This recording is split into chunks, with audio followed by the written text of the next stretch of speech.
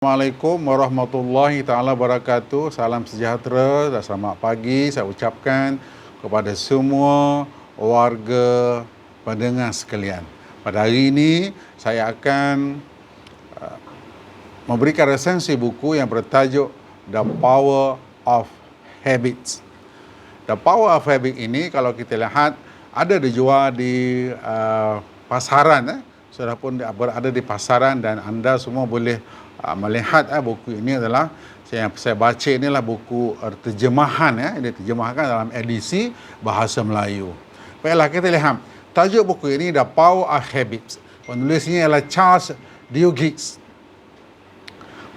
Diterjemahkan oleh Puan Nuzila binti Zainal Abidin, penerbitnya PTS Publication, cetakan kedua 2021 dan tebal buku ini adalah 504 halaman.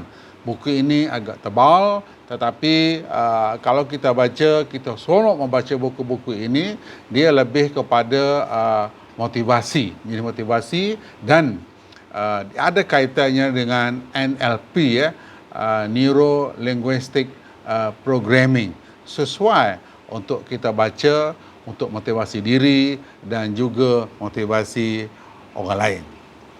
Maksudnya, buku ini kalau kita lihat terbahagi kepada 3 bahagian. Bahagian 1 adalah tabiat individu, bahagian 2 adalah tabiat organisasi dan bahagian yang ketiga ialah tabiat masyarakat. Jadi kita akan lihat tabiat bahagian 1, tabiat individu. Apa yang dijelaskan oleh Charles dalam tabiat individu ini ialah menunjukkan bahawa habit atau tabiat berkait rapat dengan neurologi dan psikologi tabiat dan cara tabiat bekerja dalam hidup kita. Kajian juga menyatakan bahawa tabiat muncul kerana otak sentiasa mencari dan menjimatkan tenaga dan usaha.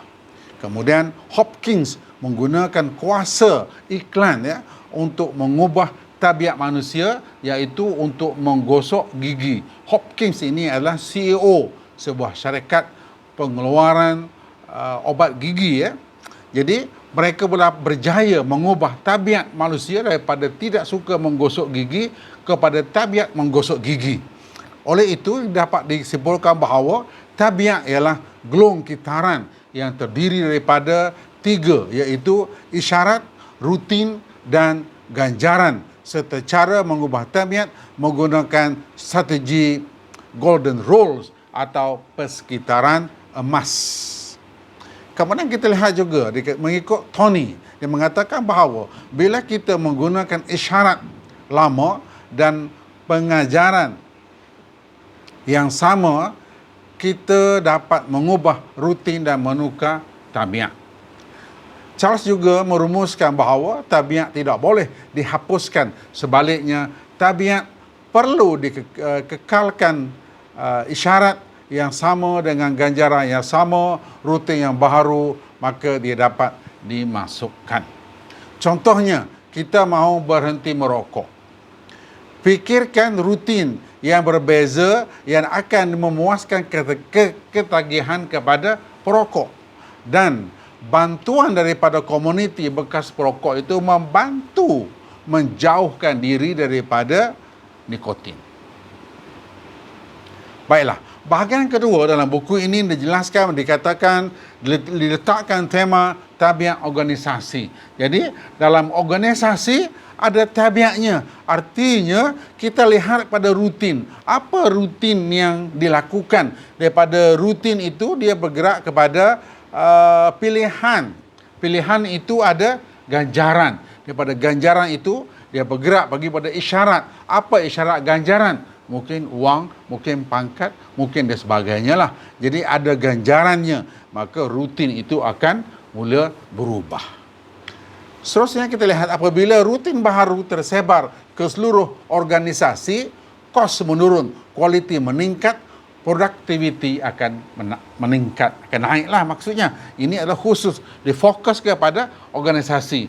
Bahagian 1 tadi difokus kepada individu, manusia sebagai individu. Dan yang Bahagian kedua ini fokus kepada organisasi. Kajian menunjukkan bahawa keluarga yang mempunyai kebiasaan makan malam bersama anak-anak ini dilihat bahawa mereka mempunyai kemahiran untuk menyiapkan kerja rumah dengan baik, mempunyai grade dalam perpaksaan yang lebih baik dan kawalan emosi juga yang lebih baik.